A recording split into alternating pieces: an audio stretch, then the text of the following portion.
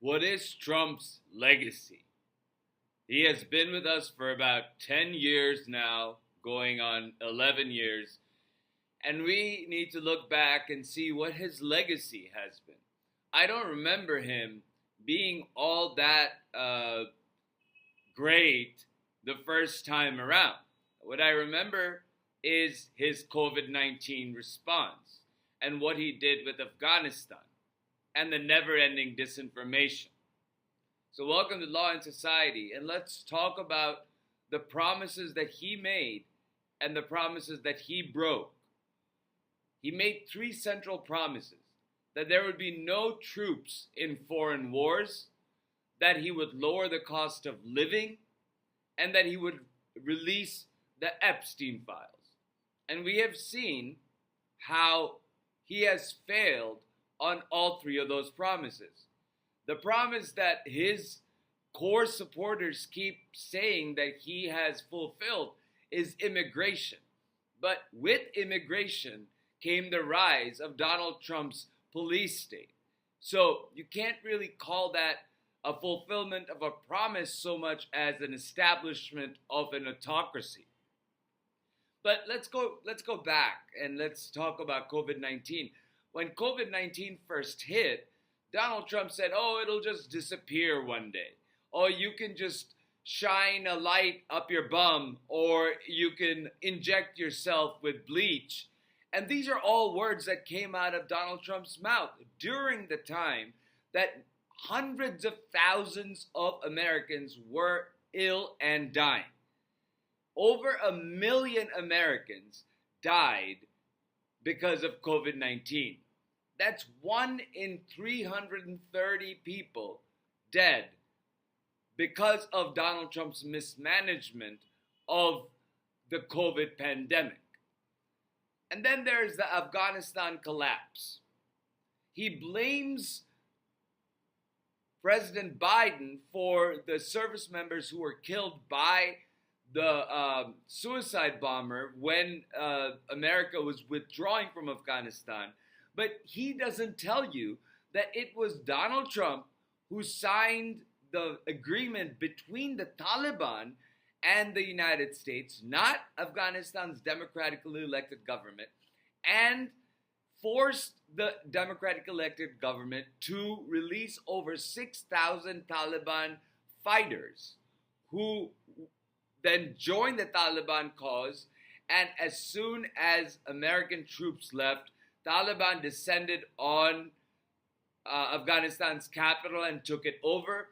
The democratically elected government did not stand, and it did not have the support nor the courage to stand, and the country fell into the hands of the Taliban, and the lives of women turned into a nightmare overnight. Then we have, so that's his legacy. That's Donald Trump's legacy. Then his legacy is the insurrection.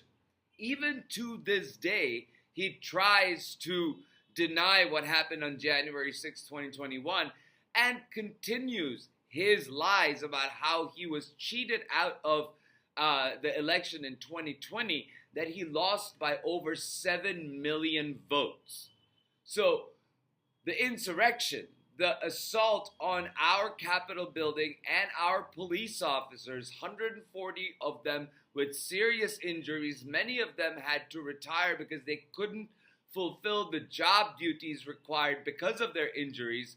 The one that comes to mind is Sergeant Gonell, who had several serious injuries and who said that he was in the military.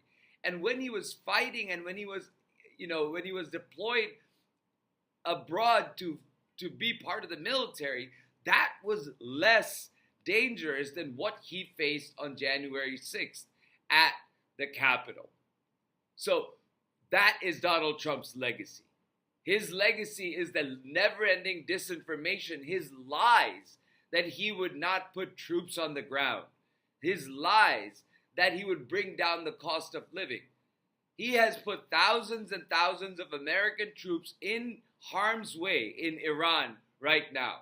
He has put he said there are no foreign wars. We are now about 5.5 weeks into a foreign war that MAGA is slipping all over themselves, trying to say it's not a war, but it really is a war. And there are troops there, 13 of whom have died in the last month. We've had loss of equipment, we've had damage to our ships, and none of it has brought down the cost of living. It has done quite the opposite. The Iran war has skyrocketed the cost of living, 40% increase in gasoline prices, with a 10% increase in energy inflation. This is the opposite of what Donald Trump promised with lowering the cost of living on the very first day. He also played this trick. MAGA played this trick with the Epstein files. They unanimously passed a law that passed the buck to the Attorney General to release the Epstein files. And then Pam Bondi kept a lid on the Epstein files as long as she could, and then she released half of them. And those alone are damning for many people. And many people have stepped down from their leadership positions. Bill Clinton has testified to the committee, in the House committee. I believe it's the Judiciary Committee, or no, I think it's the Oversight Committee. And now Pamela Bondi, who has been fired by Donald Trump from her AG position, says that she is not going to show up for a subpoena from the House committee, despite being named in the subpoena as Pam Bondi, not in her capacity as Attorney General, but Pam Bondi. But she is saying that, the DOJ is saying that she's not going to come to testify for that subpoena. That's what is Donald Trump's legacy. We are stuck with the survivors not getting their closure because of Donald Trump's stonewalling, because of the way that they maneuvered the Epstein files. They said, okay, fine, we're going to make a law to release the Epstein files, but then that law has to be enforced. That enforcement goes out of Congress's hands, out of the MAGA majority in Congress's hands, and goes to Donald Trump's Attorney General. How that's like, from a skillet to a fryer. There's really no, it made it difficult. The doors were closed even more. There was more stonewalling. And that's the irony of having the Transparency Act, is you hand it over to the enforcement branch and let them give you the runaround. So the other big promise they made that gave rise to the police state was to remove all illegal aliens. And what Donald Trump did with that sort of impetus to remove illegal violent criminals has swept up thousands and thousands of people living in the United States, many of them U.S. citizens. And we know that Donald Trump's police state shot and murdered Renee Good, Keith Porter, Alex Preddy, and Ruben Martinez in public. We don't know of any others. There are many, many others that they shot.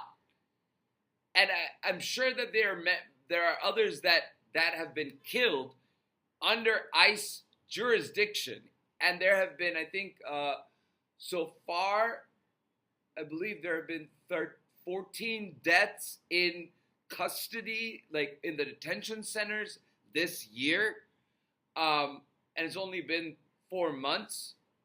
And so that is the legacy that Donald Trump has built with the immigration police state. He has spread a surveillance police state that does not follow the Constitution, that trains its cadets specifically to violate the Fourth Amendment of the Constitution and barge into and break into people's homes. That's the legacy that Donald Trump has. What else is Donald Trump's legacy? It's a destruction of the East Wing, creation of a ballroom nobody wanted, creation of an arch in DC that nobody wanted, changing up the West Wing colonnades, destroying the Rose Garden and paving it and making it a parking lot.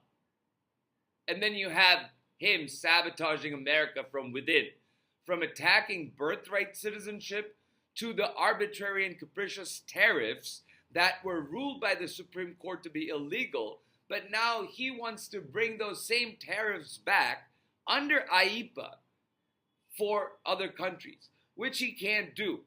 And there is news that even Section 122 of the Trade Act that he has used is not sufficient for him to tariff the way that he has been tariffing. And these tariffs have had an ill impact on the cost of living. Cost of living has gone up because it is not the producers or the distributors or the marketers or the resellers and the department stores that are going to carry the expense. It's going to be passed on to the consumer. And that's what's happened over the last year. And that's why our cost of living hasn't gone down. Then there's a gutting of the education and health departments to the point that there is a measles outbreak right now. And there is apprehension that the public health departments across the country will lose funding to stop and stem infectious diseases anywhere from measles to hepatitis to HIV/AIDS. And that will have just a disastrous, calamitous impact on the American public that relies on public health departments to make sure that these diseases don't spread. But we are in a rut now because RFK Jr. has turned the Department of Health and Human Services on its head, has spread disinformation about vaccines, and the big bad bill will cut billions and billions of dollars out of healthcare. With Iran, now Donald Trump is saying, oh, we've all won. Their leaders are all dead. The military is done. But just today, it came out that negotiations had collapsed in Pakistan between J.D. Vance and the Speaker of the Iranian parliament over the Strait of Hormuz, where the United States wanted some control over it, and Iran was not going to give him any control over the Strait of Hormuz. What else is his legacy? His legacy is Venezuela kidnapping Maduro, shooting drug boats, killing over 163 people, betraying Ukraine, blaming Ukraine, insulting Zelensky at the Oval Office, and helping Russia by lifting the sanctions during the Iran war so the price of gasoline can come down. He has been lifting other sanctions on other businesses in Russia as well. And then there is his foreign policy shot in the foot when he goes after Greenland and he talks disrespectfully about Canada being the 51st state, alienating our allies and making us alone in the world stage. And we are seeing more and more as our allies are going at it without us. This is Donald Trump's legacy. And you think that's a legacy that is good for America? You clearly don't care about America, or you are not American, or you care about chaos and you want to see America fall and crumble. And it's just an ugly sentiment to have. It's not any different from Donald Trump saying he wants civilizational collapse. He wants to end a whole civilization. It's that nihilistic. And you can't live in a world that is that nihilistic and that devoid of hope. So, with that said, thank you for listening. Keep up with what Donald Trump's legacy is. And let's see how much farther he can dig for America to be buried. Thank you for listening, and I will talk to you soon.